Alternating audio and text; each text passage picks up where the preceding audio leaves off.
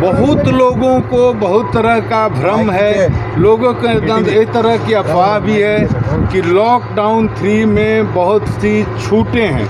मैं ये क्लियर कर देना चाहता हूँ कि आम आदमी के लिए लॉकडाउन 3 में किसी प्रकार की कोई छूट नहीं है। जैसे लॉकडाउन के पहले चरण में आपको घर में रहना था, कहीं बाहर नहीं निकलना था, उसी तरह से तीसरे चरण में भी आपको घर में रहना है, कहीं बाहर नहीं निकलना है, लॉकडाउन के नियम का पालन करना है।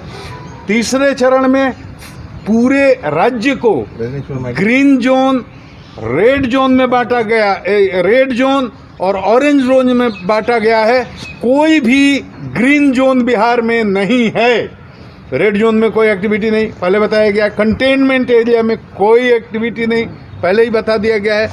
ऑरेंज जोन में कुछ गतिविधियों की छूट दी गई है, जिसका विस्तार से प्रचार प्रसार हुआ है, अखबारों में भी निकला है। वहाँ कुछ जिला प्रशासन जो तय करेगा, वो कुछ ज़रूरी दुकानें खुल सकती हैं, कंस्ट्रक्शन की एक्टिविटी अलाउड रहेगी।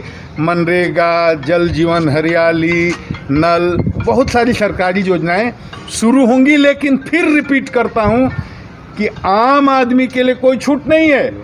प्राइवेट जो ऑफिसेस हैं उसमें 30% लोगों को जाने की इजाज़त दी गई है। इसका मतलब रोड पर गाड़ी देखकर या मोटरसाइकिल देखकर आम आदमी को ये नहीं समझना चाहिए कि अब तीसरे चरण में हमको भी जाने की आज़ादी है। कोई मंदिर नहीं खुलेगा, कोई मस्जिद नहीं, कोई चर्च नहीं, कोई गुरुद्वारा नहीं, कोई सामूहिक पूजा पाठ नहीं, कोई अनुष्ठान नहीं, कोई शॉपिंग कॉम्प्लेक्स नहीं, कोई मॉल नहीं खुलेगा, जिम्नाजियम नहीं खुलेगा, कोई इंटरटेनमेंट पार्क नहीं खुलेगा, बाहर कहीं टहलने की आज़ादी नहीं है। शाम को 7 बजे से सुबह 7 बजे तक तो किसी भी आदमी को किसी भी परिस्थिति में घूमने की आज़ादी नहीं है। एक जिले से दूसरे जिले में बिना वैध सरकारी पास के कोई भी आदमी नहीं आ जा सकता है। तो पहले चरण की तरह ही ये भी तीसरा चरण है आम आदमी के लिए। कुछ सरकारी कर्मचारियों, कुछ पदाधिकारियों, कुछ लोगों के लिए कुछ जरूरी छूटें दी गई हैं, वो उनको पता है। लेकिन आम आदमी के लिए बोल रहा हूँ, उनको ये नहीं समझना चाहिए किसी प्रकार की कोई छूट है। अभी का संकट सबसे बड़ा संकट है। हमारे 10 लाख से ऊपर मजदूर भाई बहन और हमारे बेटा बेटी स्टूडेंट बाहर से आ रहे हैं। उन्हें भी नहीं पता कि कहाँ किससे छू गए होंगे, कहाँ से किसको संक्रमण हो गया होगा।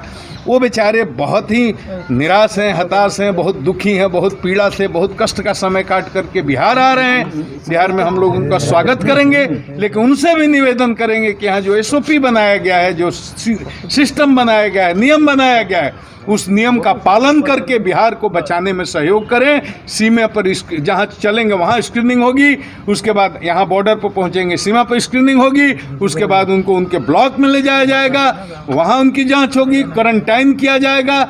उस समय सीमा पूरा करके ही सुरक्षित अपने घर में जाएं कि उनका परिवार सुरक्षित रहे, गांव सुरक्षित रहे, मोहल्ला सुरक्षित रहे, शहर सुरक्षित रहे। बिना क्वारंटाइन हुए कहीं कोई जाएगा नहीं। इस तरह से प्रशासन का सहयोग करें, पुलिस का सहयोग करें, मेडिकल स्टाफ का सहयोग करें, किसी से कहीं उलझे नहीं, किसी से कोई झंझट न करें। हम लोग आपको बचाने के लिए, बिहार को बचाने के लिए ये काम कर रहे हैं। सर, आप भी रेड जोन में जाएंगे सर अपने पुलिसकर्मियों को? मैंने तय किया है कि हम अपने जितने भी हमारे रेड जोन के डिस्ट्रिक्ट हैं, मेरा कल से ये दौरा शुरू होगा। मैं सारे रेड जोन में जाऊंगा, वहाँ की व्यवस्था का निरीक्षण करूंगा, अपने पुलिसकर्मियों का मनोबल बढ़ाऊंगा। बड़े कठिन समय में हमारे लोग डटे हुए हैं, तो उनका मनोबल बढ़ाना भी ज़रूरी है, वहाँ की व्यवस्था का निरीक्षण करना भी ज़रूरी है। तो मैं रेड जोन में कल से प्रवेश कर जाऊंगा। सर, 55 साल से ज़्यादा व्यक्ति को पुलिसकर्मी मैंने कह दिया है, मैंने सारे SP लोगों को आदेश दे दिया है, जो वृद्ध हैं, बीमार हैं, लाचार हैं, रोगी हैं और 55-56 से आयु अधिक हो गई है, स्वस्थ नहीं है, ऐसे लोगों को एक्टिव एक्सपोजर की जगह पर न लगाएं।